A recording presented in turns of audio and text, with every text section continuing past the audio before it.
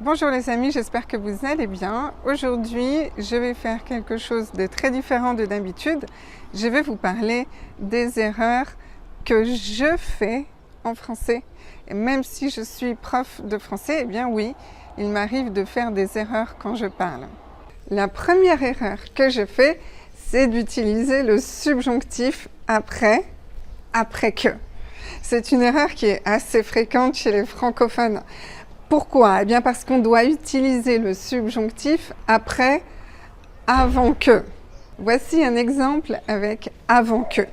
Je vais sortir avant qu'il ne pleuve. Pleuve, c'est le subjonctif parce que j'utilise avant que. Mais si j'utilise après que, eh bien je suis sortie après qu'il a plu. C'est le passé composé de l'indicatif. Et l'erreur fréquente, c'est de dire après qu'il ait plu en utilisant le subjonctif passé. Et souvent, je fais cette erreur comme beaucoup de natifs parce que c'est plus joli. Et puis aussi parce que, eh bien, il y a une similitude entre avant que et après que.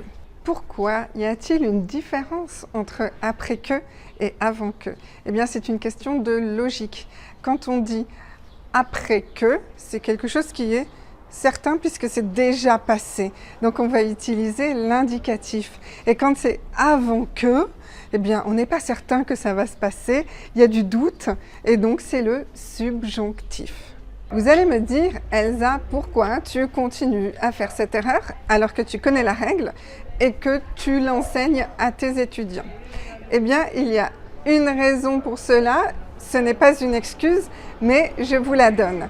Il y a beaucoup de francophones natifs qui ne connaissent pas cette règle de l'indicatif après que. Donc, j'ai l'impression que si j'utilise après que, si j'utilise l'indicatif après que, ils vont penser que je fais une erreur. Donc volontairement, je fais une erreur en utilisant le subjonctif car ça semble plus naturel, même si ce n'est pas correct. Deuxième erreur que je fais de temps en temps, elle est très similaire à l'erreur précédente puisqu'il s'agit d'utiliser encore le subjonctif à la place de l'indicatif. Et oui, vous savez que j'adore utiliser le subjonctif. Alors dans ce cas-là, eh bien, j'utiliserai de temps en temps le subjonctif après il est probable que, alors qu'en réalité, il ne faut surtout pas faire ça. Il faut utiliser l'indicatif. Ça, c'est dans la règle de grammaire. Mais pourquoi cette erreur est fréquente? Eh bien, c'est parce qu'il y a une confusion avec il est possible que. Après il est possible que, on utilise le subjonctif. Il est possible que tu viennes me voir demain. Subjonctif du doute, l'expression du doute. Avec il est probable, il y a beaucoup moins de doute, donc on doit utiliser l'indicatif. On doit dire il est probable que tu viendras me voir. Il est probable que tu viendras me voir.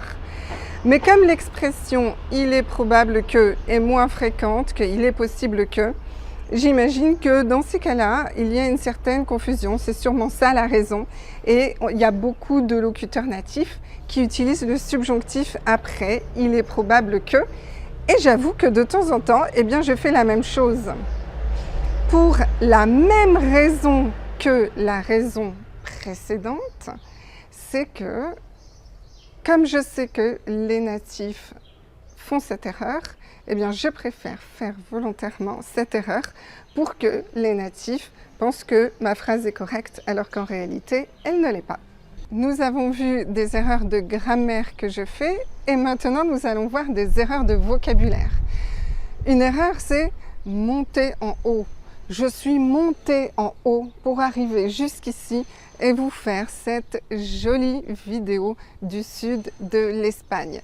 Quand on dit monter en haut, c'est une sorte de répétition puisque quand on dit monter, c'est déjà dans la direction du haut. Donc on doit dire simplement je suis montée. Même chose pour descendre. On ne doit pas dire je suis descendu en bas, on doit juste dire je suis descendu. C'est évident. il y a une autre erreur que je fais et peut-être que vous la faites aussi. En tout cas, il y a beaucoup de natifs qui font cette erreur, c'est d'utiliser le verbe amener à la place du verbe apporter. Par exemple, si j'invite quelqu'un chez moi, je peux lui demander d'apporter un dessert. Apporter un dessert, ça c'est la phrase correcte. S'il te plaît, apporte un dessert. Mais de temps en temps, eh bien, on fait une confusion et on utilise le verbe amener et on dit s'il te plaît, amène le dessert.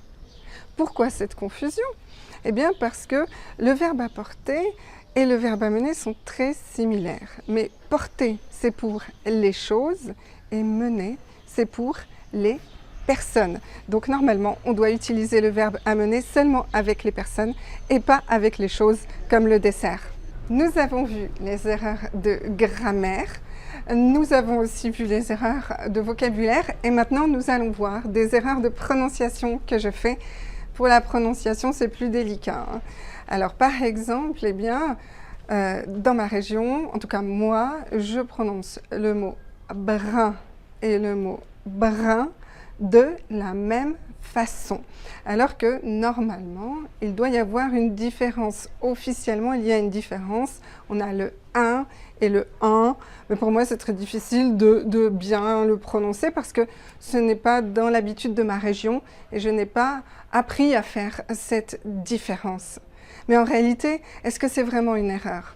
Pas vraiment. C'est une prononciation régionale et je pense qu'on doit respecter les différences régionales. Donc voilà. Et je suis sûre en plus que vous n'entendez même pas la différence. Et en plus, je dois ajouter que les linguistes sont assez d'accord globalement pour dire que le son 1 va petit à petit disparaître et est en train de se rapprocher vraiment du son 1.